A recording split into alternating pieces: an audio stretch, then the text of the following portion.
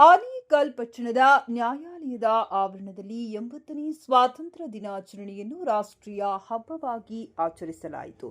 ನ್ಯಾಯಾಧೀಶರಾದ ಸೋಮಶೇಖರ್ ಅವರು ಧ್ವಜಾರೋಹಣ ನೆರವೇರಿಸಿ ಮಾತನಾಡಿ, ಸ್ವಾತಂತ್ರ್ಯಕ್ಕಾಗಿ ಹೋರಾಡಿದ ಮಹನೀಯರನ್ನ ಸ್ಮರಿಸುವುದು ನಮ್ಮ ಆದ್ಯ ಕರ್ತವ್ಯವಾಗಿದ್ದು, ದೇಶ ನಮಗೇನು ಕೊಟ್ಟಿದೆ ಎನ್ನುವುದರ ಬದಲು ದೇಶಕ್ಕೆ ನಾವು ಏನು ಕೊಟ್ಟಿದ್ದೇವೆ ಎನ್ನುವುದು ಮುಖ್ಯ. ನಾವು ನಾಗರಿಕರು ಕರ್ತವ್ಯಗಳನ್ನು ಪಾಲಿಸುವ ಮೂಲಕ ದೇಶದ ಪ್ರಗತಿಗೆ ಕಾರಣಕರ್ತರಾಗಬೇಕೆಂದು ಹೇಳಿದರು. ಧ್ವಜಾರೋಹಣದ ನಂತರ ಪೊಲೀಸ್ ಸಿಬ್ಬಂದಿಯಿಂದ ರಾಷ್ಟ್ರಧ್ವಜಕ್ಕೆ ಗಾರ್ಡ್ ಆಫ್ ಹಾನರ್ ವಂದನೆ ಸಲ್ಲಿಸಲಾಯಿತು. ಬಳಿಕ ನ್ಯಾಯಾಧೀಶರು ಹಾಗೂ ವಕೀಲರೆಲ್ಲರೂ ಒಟ್ಟಾಗಿ ರಾಷ್ಟ್ರಗೀತೆ ಹಾಡಿನ ಮೂಲಕ ದೇಶಭಕ್ತಿ ಮೆರೆದರು.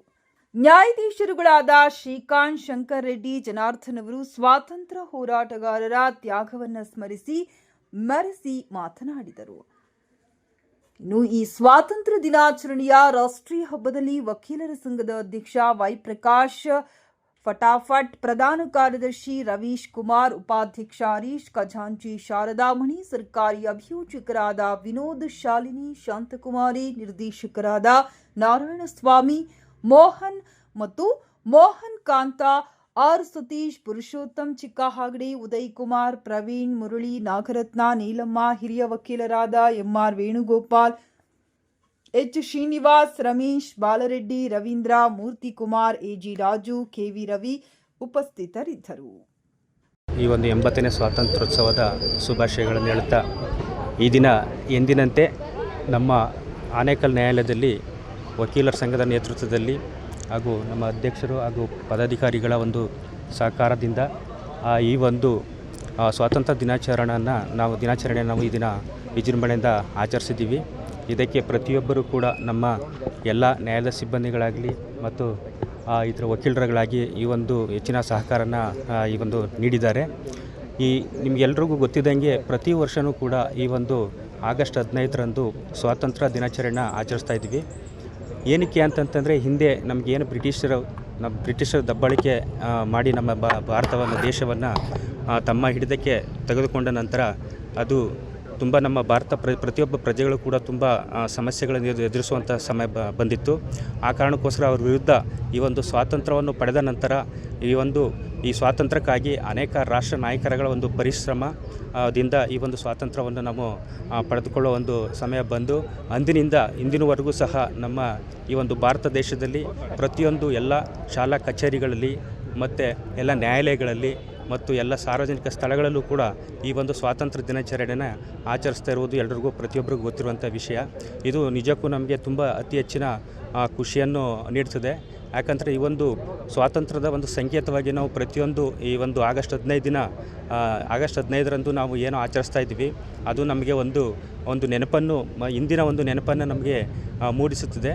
ಜೊತೆಗೆ ಪ್ರತಿಯೊಬ್ಬ ವ್ಯಕ್ತಿಗಳಿಗೂ ಕೂಡ ನಾವು ಈ ಒಂದು ಸ್ವಾತಂತ್ರ್ಯ ದಿನಾಚರಣೆಯನ್ನು ಏನಕ್ಕೆ ಆಚರಿಸ್ತಾ ಇದ್ದೀವಿ ಅನ್ನೋದನ್ನು ಪ್ರತಿಯೊಂದು ಶಾಲೆಗಳಿನ ಮಕ್ಕಳುಗಳಾಗಲಿ ಮತ್ತು ಇತರೆ ತಿಳಿದಂತಹ ಪ್ರತಿಯೊಬ್ಬರು ಸಾರ್ವಜನಿಕರು ಕೂಡ ಇದರಿಂದ ಹೆಚ್ಚಿನ ಒಂದು ಮಾಹಿತಿ ಗೊತ್ತಾಗಿ ಈ ಒಂದು ಸ್ವಾತಂತ್ರ್ಯ ದಿನಾಚರಣೆ ಒಂದು ಮಹತ್ವವನ್ನು ತಿಳಿದುಕೊಳ್ಳೋದಕ್ಕೆ ತುಂಬ ಅತ್ಯವಶ್ಯಕವಾಗಿದೆ. ಆದ್ದರಿಂದ ಈ ಒಂದು ಸ್ವಾತಂತ್ರ್ಯ ದಿನಾಚರಣೆಯಲ್ಲಿ ಈ ದಿನ ಎಲ್ಲರಿಗೂ ಪಾಲ್ಗೊಳ್ಳತಕ್ಕಂತಹ ಪ್ರತಿಯೊಬ್ಬರಿಗೂ ಸಹ ಈ ಒಂದು ಸ್ವಾತಂತ್ರ್ಯ ದಿನಾಚರಣೆ ಶುಭಾಶಯಗಳನ್ನು ಹೇಳಿಸ್ತಾ ನನ್ನ 2 ಮಾತುಗಳನ್ನು ಮುಗಿಸ್ತಾ ದೇಶದ ಎಲ್ಲ ಪ್ರತಿಯೊಬ್ಬ ನಾಗರಿಕರಿಗೂ 80ನೇ ವರ್ಷದ ಸ್ವಾತಂತ್ರ್ಯ ದಿನಾಚರಣೆ ಶುಭಾಶಯಗಳು ಕೋರ್ತೀನಿ. ನಾವು ಈ ಸ್ವಾತಂತ್ರ್ಯ ದಿನಾಚರಣೆ ಆಚರಣೆ ಮಾಡೋದರ ಜೊತೆಗೆ ನಾವೆಲ್ಲ ಪ್ರತಿಯೊಬ್ಬ ಪ್ರಜೆಗಳು ನಮ್ಮ ಇಂದಿನ ಪೀಳಿಗೆಗೆ ದೇಶದ ಬಗ್ಗೆ ಹಾಗೂ ದೇಶದ ನಮ್ಮ ಪ್ರಗತಿ ಬಗ್ಗೆ ಪ್ರತಿಯೊಬ್ಬರಿಗೂ ನಾವು ತಿಳಿಸಬೇಕಾದಂಥ ವಿಚಾರ.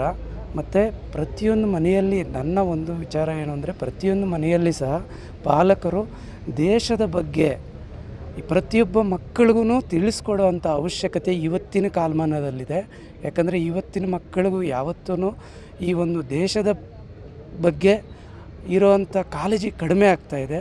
ಅದನ್ನು ಪ್ರತಿಯೊಬ್ಬ ಪೋಷಕರು ಇದರ ಮಹತ್ವವನ್ನು ಮಕ್ಕಳಿಗೆ ತಿಳಿಸ್ಕೊಟ್ಟ ಸಂದರ್ಭದಲ್ಲಿ ಈ ದೇಶಕ್ಕೆ ಏನು ಕೊಡುಗೆ ಕೊಡ್ಬೋದು, ಏನು ಮಾಡ್ಬೋದು, ಎಷ್ಟೋ ಜನರ ತ್ಯಾಗದಿಂದ ನಾವು ಇವತ್ತು ಇಷ್ಟೊಂದು ಸ್ವಾತಂತ್ರ್ಯವನ್ನು ಪಡೆದು ನಾವು ಇವತ್ತು ನೆಮ್ಮದಿಯಾಗಿ ಜೀವನ ನಡೆಸ್ತಾ ಇದ್ದೀವಿ.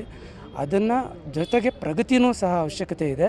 ಹಾಗಾಗಿ ಎಲ್ಲರೂ ಸಹ ಈ ದೇಶ ಮುಖ್ಯ, ನೇಷನ್ ಈಸ್ ದ ಫಸ್ಟ್ ಅನ್ನೋದು ನಾವು ಪ್ರತಿಯೊಬ್ಬ ಭಾರತೀಯ ಪ್ರಜೆ ತಿಳ್ಕೋಬೇಕು ಅಂತ ಹೇಳ್ತಾ ನನ್ನ ಈ ಮಾತು ಮುಗಿಸ್ತಾ ಇದ್ದೀನಿ. ದೇಶದ ಸಮಸ್ತ ನಾಗರಿಕರಿಗೆ 80ನೇ ಸ್ವಾತಂತ್ರ್ಯೋತ್ಸವದ ಶುಭಾಶಯಗಳನ್ನು ತಿಳಿಸ್ತೇವೆ.